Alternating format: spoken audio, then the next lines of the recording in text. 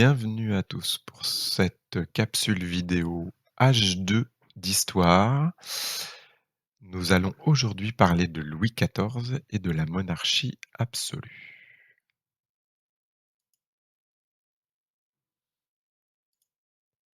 À la fin de la leçon, je dois être capable d'expliquer 3 mots, les mots régence, l'expression la fronde et enfin la monarchie absolue. De citer plusieurs symboles de la monarchie, de donner des détails sur Versailles et sur les artistes du temps de Louis XIV, et enfin de donner 2 dates, celle du début du règne de Louis XIV et celle de sa mort. Notre leçon d'histoire se déroule à l'époque des temps modernes. Commençons tout d'abord par l'enfance du roi. Louis XIV va régner très tôt. Mais quand il devient roi, tout petit, il ne peut pas exercer le pouvoir, il est beaucoup trop jeune. C'est donc sa mère, Anne d'Autriche, qui va exercer le pouvoir avec l'aide de Mazarin, le cardinal Mazarin que nous voyons ici à l'écran. Sa mère va donc exercer une régence, c'est-à-dire que quand le roi est trop jeune pour gouverner, c'est un membre de sa famille qui va exercer ce pouvoir. Donc dans le cas présent, la maman de Louis XIV ainsi que le cardinal Mazarin.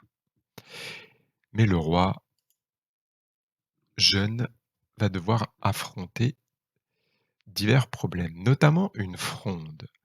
La fronde, c'est un mouvement de révolte contre le pouvoir de d'Anne d'Autriche et de Mazarin. C'est d'abord le peuple de Paris qui est mécontent des impôts que Mazarin met en place. C'est aussi, les grands seigneurs, les nobles, qui trouvent que Mazarin et Anne d'Autriche ne sont pas assez reconnaissants et du coup, ils essayent de prendre le pouvoir. C'est une révolte. Le roi est jeune, mais il sera très marqué par cette fronde. Souvenez-vous bien de cela parce que ça va avoir une incidence pour la suite de son règne. Une fois au pouvoir et adulte, Louis XIV va exercer une monarchie absolue. Il se fera comparer au soleil. On l'appellera d'ailleurs le roi soleil. Une monarchie absolue, ça veut dire que c'est lui qui décide de tout et tout seul. Il est monarque, ça veut dire roi, et absolu, ça veut dire qu'il a tous les pouvoirs. Son pouvoir, le pouvoir royal est très fort. On peut le voir d'ailleurs sur le tableau qui était en introduction et qui est reproduit ici. Tous les symboles du pouvoir sont présents. D'abord, le grand collier de chef de la noblesse qu'il a autour du cou. Avec ce symbole, il montre que les nobles, eh bien, c'est lui qui est leur chef. Souvenez-vous, les nobles, c'est ceux qui avaient voulu renverser le roi lors de la fronde quand il était petit. Eh bien là, il leur montre que c'est lui leur chef. Avec le manteau de fleur de lys, on a le pouvoir royal par excellence, car la fleur de lys, c'est le symbole des rois depuis Clovis. Le sceptre d'Henri IV, ce qui est, souvenez-vous, Henri IV tué par Ravaillac, Henri IV, c'est son grand-père.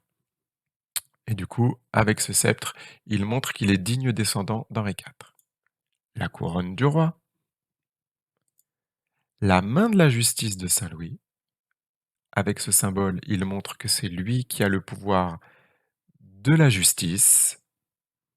Et enfin, avec l'épée de Charlemagne, il a également le pouvoir sur l'armée et la guerre. Il a donc effectivement tous les pouvoirs pour régner. Lors de son règne, Louis XIV fait construire un immense et magnifique château. Les travaux dureront une bonne vingtaine d'années. Ce château, on peut encore le visiter aujourd'hui et il est magnifique, c'est le château de Versailles. Un des plus beaux châteaux construits en France, vraiment luxueux, magnifique. On voit les jardins qui ont été conçus par un jardinier qui s'appelle Le Nôtre, qui sont encore entretenus aujourd'hui et toujours très beaux.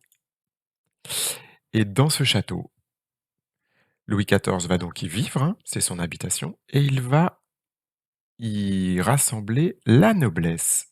Car souvenez-vous, lors de la Fronde, les nobles cherchaient à le renverser. Eh bien, il ne l'a pas oublié, et pour mieux les contrôler, il les garde auprès de lui. Et tous ces nobles qui vont vivre avec lui à Versailles, on appelle ça la cour du roi. Ils vont assister à tous les moments. Ici, on voit le souper du roi. Eh bien, ils sont autour de lui, et lui, il va pouvoir les avoir autour de lui pour mieux les contrôler. Pendant son règne, Louis XIV organise de nombreuses fêtes, et il donne aussi de l'argent à beaucoup d'artistes. Les plus célèbres, voici 3 des plus célèbres. Le premier, Lully, un musicien, Jean-Baptiste Lully, qui, heu, organisera de nombreux concerts à la cour de Louis XIV. Celui-ci, vous le connaissez sûrement, c'est un dramaturge, ça veut dire qu'il écrit des pièces de théâtre, c'est Molière. Ses pièces sont encore très jouées aujourd'hui, c'est sûrement un des artistes français les plus célèbres. Et le dernier, vous avez peut-être appris des fables de sa part, c'est Jean de La Fontaine. Vous irez cliquer sur les liens vidéo qui sont sur le Padlet, car il y a 3 extraits pour chacun des artistes, à regarder, à écouter et à voir. Pour terminer, on peut dire que Louis XIV aura eu un règne inégalé mais contesté. Les grands seigneurs européens, les grands rois européens l'admirent parce qu'il a une armée formidable, il a fait de nombreuses guerres et eu de grandes conquêtes, notamment en Autriche et en Espagne, et il a construit un château magnifique et fait des fêtes, inégalées. Par contre, le peuple, lui en veut beaucoup parce qu'il gaspille l'argent dans ses fêtes, que la guerre coûte très, très cher, et que pour financer tout ça, il augmente énormément les impôts. Et du coup, le peuple, souffre énormément du règne de Louis XIV. Louis XIV va mourir en 1715. Il avait commencé à régner en 1643. Ça fait de lui le monarque qui a régné le plus longtemps en France. Effectivement, son règne aura duré 72 ans.